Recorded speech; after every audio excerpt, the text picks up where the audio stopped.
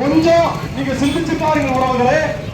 இந்த மண்ணில திமுக, அதிமுக, பாரதிய ஜனதா கட்சி, காங்கிரஸ் கட்சி என்று வெவ்வேறு கட்சிகளும் இன்னும் பல திராவிட கட்சிகளும் இந்த மண்ணில் இருக்கும்போது நாங்க ஏன் நாம் தமிழர் கட்சிக்கு வாக்களிக்கணும்? குறிப்பா எங்க வெற்றி வேட்பாளர் மருத்துவர் ரொபினா ரூலியன் அவர்களுக்கு நாங்க ஏன் இந்த மைக் சின்னத்துல வாக்களிச்சு பாராளுமன்றத்தில் உறுப்பினராக்கணும்னு உங்களுக்கு ஒரு கேள்வி எழலாம். அந்த கேள்விக்கு பதில் சொல்லக்கூடிய பொறுப்பு உங்கள் பிள்ளைகளாகி எங்களுக்கு இருக்கு. ஒண்ணுமில்ல, இந்த இந்திய நாடானது விடுதலை பெற்று கிட்டத்தட்ட 75 ஆண்டு காலத்தை தாண்டிடுச்சு. 75 ஆண்டு காலத்தை தாண்டி இந்த மண்ணில இந்த மக்கள் நாம யாருக்கு வாக்கு செலுத்தி இந்தியாவின் நாடாளுமன்றத்தில் நம்ம அனுப்பினோம். யாரை நாம பிரதமராக தேர்வு செஞ்சோம்? முதல்ல காங்கிரஸுக்கு நம்ம வாக்களிச்சோம். அப்புறம் காங்கிரஸுக்கு வாக்களிச்சு காமராஜரின் பெயரை சொல்லி, பெருந்தலைவர் காமராஜரின் பெயரை சொல்லி வாக்கு வாங்கி இந்திய பாராளுமன்றத்தில் பல கிட்டத்தட்ட 50 ஆண்டு காலமாக இந்திய பாராளுமன்றத்தில் காமராஜரோட பெயரை சொல்லி ஏமாற்றிட்டு தெரிஞ்ச கும்பல் தான் அந்த காங்கிரஸ் கட்சி. ஒண்ணுமில்ல, நீங்க இன்னும் நினைக்கிறீங்க காமராஜரோட கட்சி தான் இந்த காங்கிரஸ் கட்சின்னு. அப்படி நீங்க நினைச்சீங்கன்னா நம்மள மாதிரி முட்டாள் இந்த உலகத்துல யாரும் இருக்க முடியாது. ஏன்னு சொல்றேன்னா அதுக்கு ஒரு வரலாற்று பூர்வமான ஒரு காரணம் இருக்குங்க. ஒண்ணுமில்ல, 1970 காலகட்டத்துல நம்முடைய பெருந்தலைவர் ஐயா உயிருடன் இருக்கக்கூடிய காலத்துல இந்திரா காந்தி அம்மையாருக்கும் நம்மளுடைய பெருந்தலைவர் காமராஜர் ஐயாவுக்கும் பெரிய முரண்பாடு ஏற்படுது.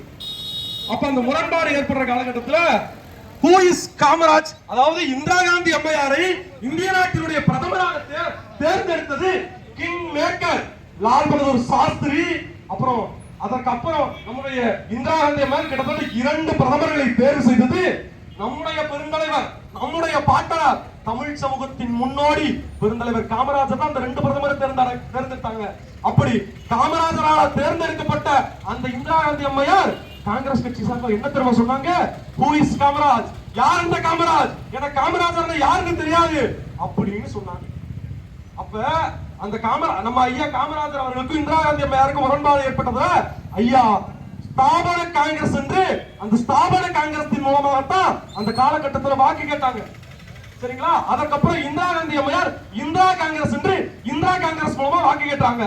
அப்ப நம்மளுடைய ஐயாவை, நம்முடைய பெருந்தலைவர் காமராஜர் ஐயாவை இந்த மண்ணில் வீழ்த்தியது அற்ப காசுக்கு மக்களிடம் பணத்தாசை காட்டி இந்த மண்ணில் கொள்கை முழக்கத்தை முழங்கி விடுதலை போராட்டத்தில் 9 ஆண்டு காலம் சிறையில் இருந்த நம் மண்ணின் மகனை இந்த தேர்தல் களத்தில் வீழ்த்தியது இந்திரா காந்தி என்னும் கொடுங்கோன்மை புரிந்திய காங்கிரசின் ஒரு மைந்தர் இந்திரா காந்தி அம்மையார் தான் தோற்கடிச்சாங்க. அப்ப அந்த இந்திரா காந்தி அம்மையாரினுடைய இந்திரா காங்கிரஸ் தான் இன்னைக்கு காங்கிரஸ் கட்சியா இருக்குது.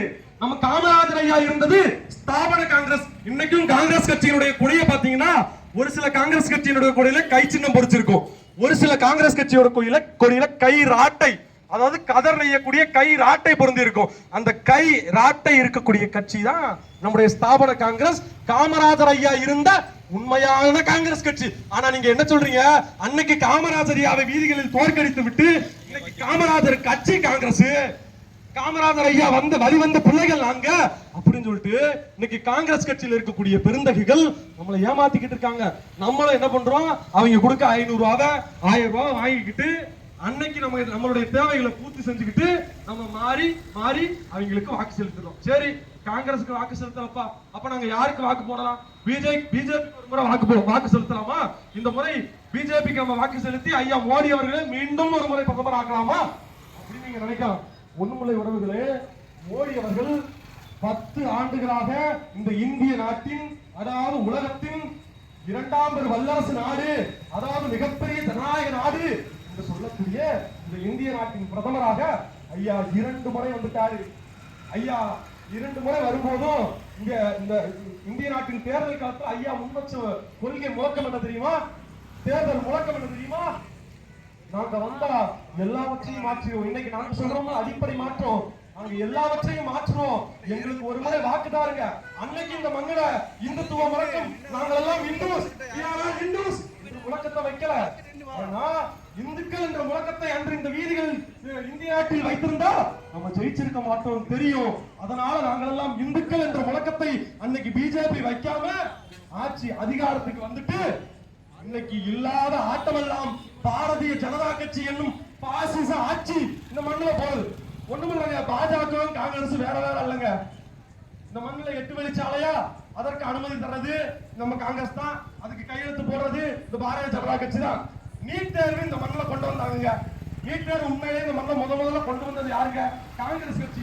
அதுக்கு கையெழுத்து போட்டது யாருங்க? நம்ம ஐயா மோடி தான். நீட் தேர்வு இந்த மண்ணிலே அமல்படுத்தப்பட காரணமாக இருந்தது காங்கிரஸ்.